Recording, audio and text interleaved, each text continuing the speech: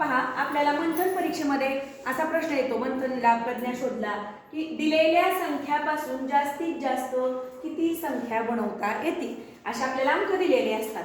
काय दिलेले असतात? अंक 6, 7, 2, 4 दिले, इथं 5, 3, 0, 2 दिले. तर ह्याच्यापासून जास्तीत जास्त किती संख्या करता येतील हे आपल्याला पाहायचंय. मग जर असं आपण करत बसलो संख्या तर खूप वेळ जाईल. ह्याच्यासाठी एक सोपी ट्रिक आहे. काय आहे? तर या किती संख्या आहेत मोजायच्या, सगळ्यांना येणार तुम्हाला. पहा, ही एक संख्या, ही 2, ही 3, ही 4. किती संख्या आहेत एकूण?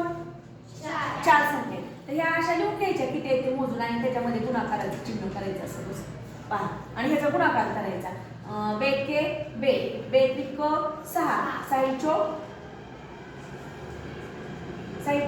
24. बरोबर आहे का?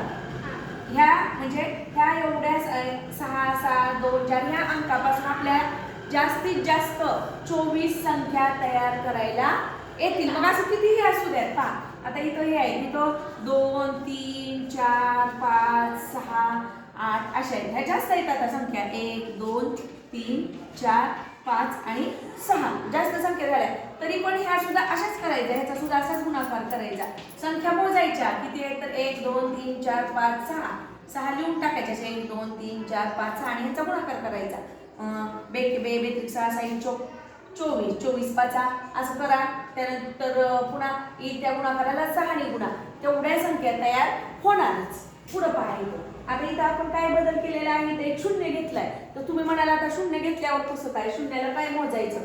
शून्याने जर कशालाही गुणलं तर उत्तर शून्य येतं, मग आपला सगळा उत्तर शून्य येईल पुन्हा. तर तसं नाही करायचं, ते एक वेगळी ट्रिक वापरायची. इथं इथली समजली तुम्हाला? अंक टाकायचे. आता इथं काय करायचं, शून्य आल्यावर तर ह्याच्या खाली पहा, शून्य सोडून द्यायचं.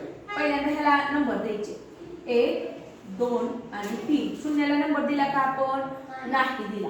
मग तुम्ही तर म्हणाल 4 संख्या आहेत, मग मॅडम 3च लिहिले. तर कसं बघा, 1, 2 आणि 3 लिहिले आपण.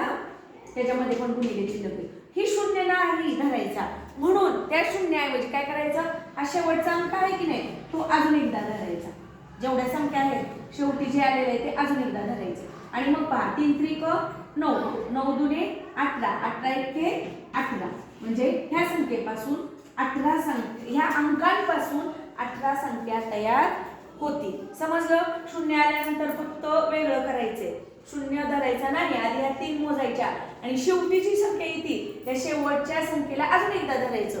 म्हणजे आपल्याला त्यातून किती संख्या तयार होतील हे समजते. कळलं तुम्हाला?